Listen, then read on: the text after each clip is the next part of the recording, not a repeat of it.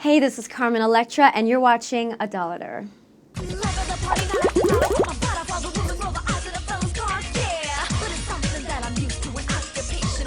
Music and dance was always my goal. Ultimately, that's what I wanted to do. I grew up in Cincinnati, Ohio, and went to the School for Creative and Performing Arts. So I think dance is my #1 passion. But when I ended up leaving Cincinnati and just on a very quick visit to Los Angeles, a friend took me into Capitol Records, and I got signed to a demo deal with Capitol, and that was awesome because they flew me home for Christmas, brought me back out to Los Angeles, and then within that time I ended up meeting Prince. Bang, catch my meaning. Working with Prince, I was so nervous. I was nervous the first time I met him.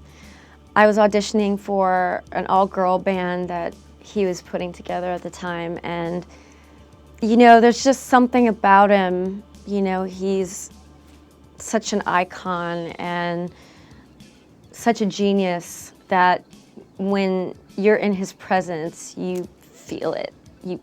You know, you just feel his energy and his vibe, and so I just remember being so young and new, you know, to Hollywood, and this was I mean, it felt like a dream.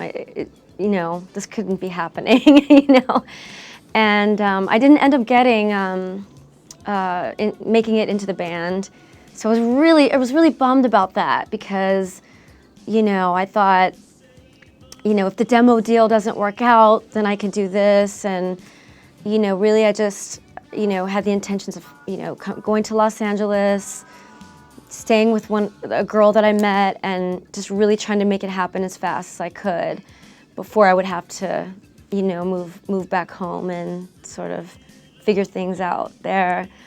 And somehow he got in touch with me and said, I wanted you to know that I think you should have your own record deal and that you shouldn't be a backup in anyone else's band.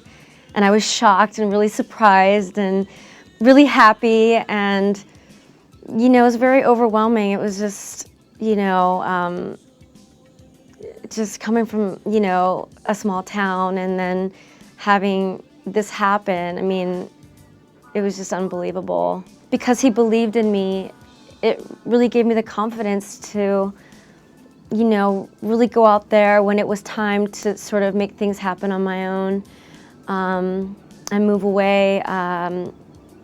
Just enough confidence to be able to do that. And so I'll be grateful forever.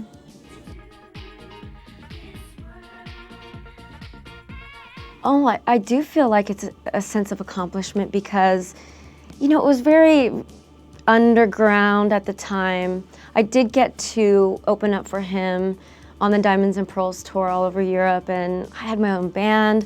Things that, you know, are just unimaginable, you know, really, that just to have access to, you know, a studio. I mean, I could go in and record anytime I wanted to.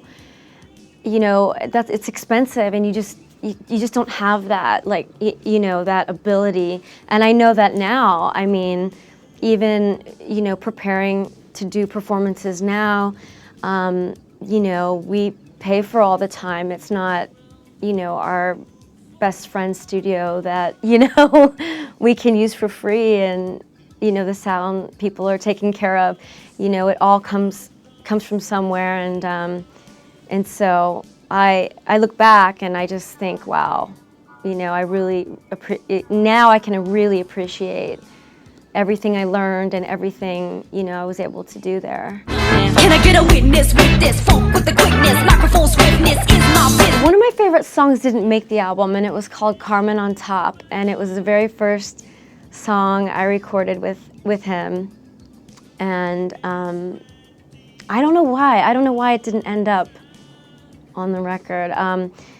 Another one of my faves, I would have to say, is At first it was called Tasty, and then I think we changed it to Just a Little Lovin'. It was cool because, you know, it was different, you know. I wasn't really into live bands, you know. I grew up, you know, loving like Salt and Peppa and, you know, hip hop artists, and so it was a completely different world, you know, just to have live musicians playing, and you know, he told me, you know, basically before we went on tour, you have to do all of your vocals and dance full out. And so it was challenging, but I just went for it and you know, did the best I could. I mean, he played almost every instrument. He wrote almost every song. You know, he brought in, you know, also different people to work with me. Moni Love, who I'm still friends with today, and that's my girl. And you know, he really put a lot into it.